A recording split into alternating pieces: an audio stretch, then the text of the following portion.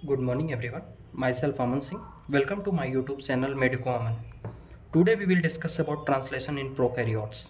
In previous classes we will discuss about transcription in prokaryotes as well as transcription in eukaryotes. भाई समझते हैं translation actual में होता क्या है।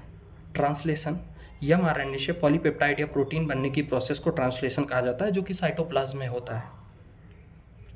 ट्रांसक्रिप्शन के 3 पार्ट्स होते हैं: इनिशिएशन, इलोंगेशन, टर्मिनेशन।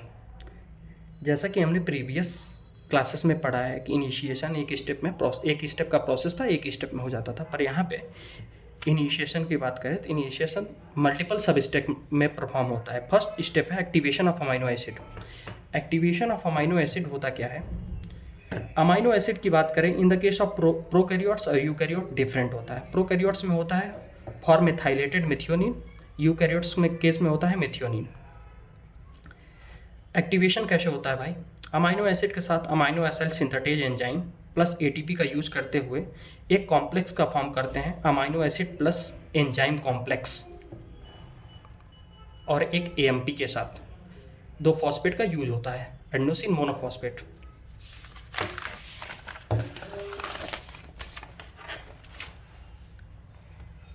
देख भाई, तूने सबस्ट्रेट तो बना दिया, उस सबस्ट्रेट को ले जाने का काम जो करेगा उसको एक्टिवेट करना जरूरी है। अब यहाँ पे एक्टिवेशन ऑफ टीआरएनए होगा। टीआरएनए एलोंग विथ वो कॉम्प्लेक्स जो हमने पिछले रिएक्शन में बनाया था, अमाइनो एसिड एएमपी ई कॉम्प्लेक्स। टीआरएनए अमाइनो एसिड का कॉम्प्लेक्स बनता है, एंजाइम रिलीज होता है, एएमपी भी रिलीज हो जाता है। अब आपका प्योरली अमाइनो एसिड रेडी है प्रोटीन बनाने के लिए टीआरएनए के साथ। इनिशिएशन में क्या होता है, राइबोसोम का स्मॉलर सब यूनिट जाके mRNA से जुड़ता है। mRNA के किस सीक्वेंस से जोड़ना है ये डिसाइड करता है कहाँ पर स्टार्टिंग कोडॉन है, कहाँ पे स्टॉपिंग कोडॉन है। स्टार्टिंग कोडॉन से जाके जुड़ना होता है। आपका एक डाउट आएगा, भैया इसको कैसे पता चलता है कि स्टार्टिंग कोडॉन यहीं पे है और यहीं पे जाके जुड़ना है? 30 सब यूनिट को ब्रेक करते हैं। 30 सब यूनिट कई प्रकार की अदर सब यूनिट से मिलकर बना होता है, जिसमें होता है 16S rRNA plus protein. 16S rRNA इसको बताता है कि स्टार्टिंग कोडॉन कहाँ पे है, AUG, वहीं पे जाके 30 सब यूनिट जुड़ता है। रिमेनिंग पोर्शन जो ट्रांसलेशन के काम नहीं आता उसको बोलते हैं अनट्रांसलेटेड रीजन, या डिफिकल्ट भाषा में बोले तो इसको बोलते हैं साइन डेल ब्रोनो सीक्वेंस। पूरा का पूरा रीजन mRNA का ट्रांसलेट नहीं होता है, केवल स्टार्ट कोडॉन AUG और स्टॉप कोडॉन UAG UGA के बीच का होता है। इस चीज़ को डिसाइड करता है 30S सब यूनिट का 16S rRNA प्लस प्रोटीन। अब आपका 30S स्मॉलर सब यूनिट जुड़ गया स्टार्टिंग कोडॉन से, ये दोनों जुड़ के एक कॉम्प्लेक्स फॉर्म करते हैं जिस कॉम्प्लेक्स का नाम है 30S mRNA कॉम्प्लेक्स। जैसे स्मॉल सब यूनिट राइबोसोम का अटैच होता है mRNA से, तो 2 पार्शियल साइट जो 30S स्मॉल सब यूनिट में प्रेजेंट होता है, P site and A site, expose हो जाती है। ये पी साइट ए साइट है जैसे कि आप देख सकते हैं। अब क्या होता है, आपने जो टीआरएनए का कॉम्प्लेक्स बनाया है अमाइनो एसिड के साथ, वो टीआरएनए का कॉम्प्लेक्स आता है इस स्मॉलर सब यूनिट से जुड़ता है। एक चीज़ याद रखिएगा, ये जो टीआरएनए कॉम्प्लेक्स बना है वो टीआरएनए के पास इसका कॉम्प्लीमेंट्री होता है जो यहाँ पर mRNA के सीक्वेंस में प्रेजेंट है।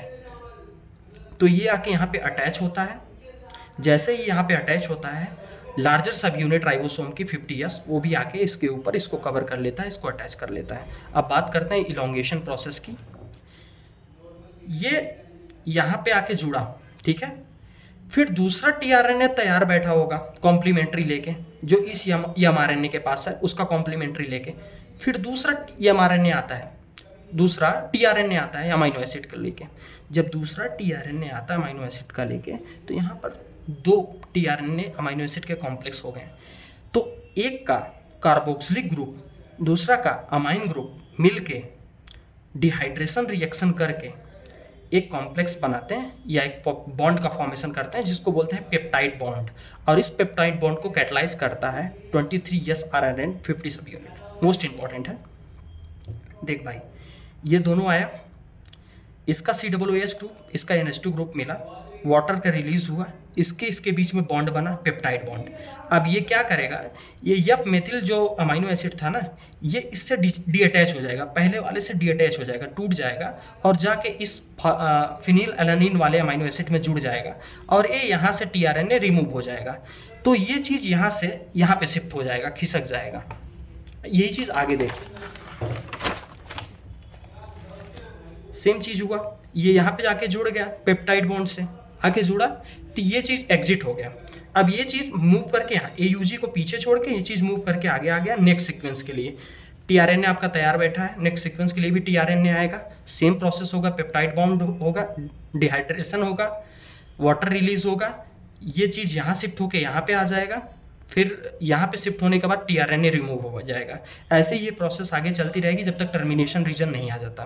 टर्मिनेशन रीजन आएगा, ये चीज़ पता कैसे चलेगा, जैसे ये सीक्वेंस टर्मिनेशन रीजन में पहुँचेगा तो टर्मिनेशन रीजन या टर्मिनेशन सीक्वेंस के लिए कोई टीआरएनए नहीं होता, वहाँ के लिए एक रिलीजिंग फैक्टर रिलीज होता है। जैसे ही रिलीजिंग फैक्टर रिलीज होगा तो ये दोनों सब यूनिट 30S 50S सब यूनिट सेपरेट हो जाएंगे, एलॉन्ग विथ ये जो आप अमाइनो एसिड का चेन तैयार कर रहे हैं पेप्टाइड बॉन्ड से जो बना हुआ है, ये भी इसी के साथ साथ रिलीज हो जाएगा और आपका प्रोटीन बन जाएगा। ये सब यूनिट सेपरेट हो जाएंगी। रिलीज फैक्टर के आते ही 30S एंड 50S सब unit get separated along with peptide chain, ये भी सेपरेट हो जाएगा, ये भी सेपरेट हो जाएगा, आपका पेप्टाइड चेन बन जाएगा। आपका मेन टारगेट था जो प्रोटीन बनाना, आपका बन चुका है। कोई भी डाउट आए ज़रूर से ज़रूर कमेंट करो, क्योंकि भाई ये बहुत इंपॉर्टेंट टॉपिक है, बहुत ज़्यादा इंपॉर्टेंट टॉपिक है, नीट का मोस्ट फेवरेट टॉपिक है, यहाँ से आता ही है। Thank you so much for watching my video. I hope you understand. If any doubt, then comment. I will surely reply you. इस चैप्टर का क्वेश्चन सारे कॉन्सेप्ट क्लियर होने के बाद, सारे वीडियोज़ अपलोडेड होने के बाद 50 से 60 क्वेश्चन का हम क्विज रखेंगे। Thank you so much.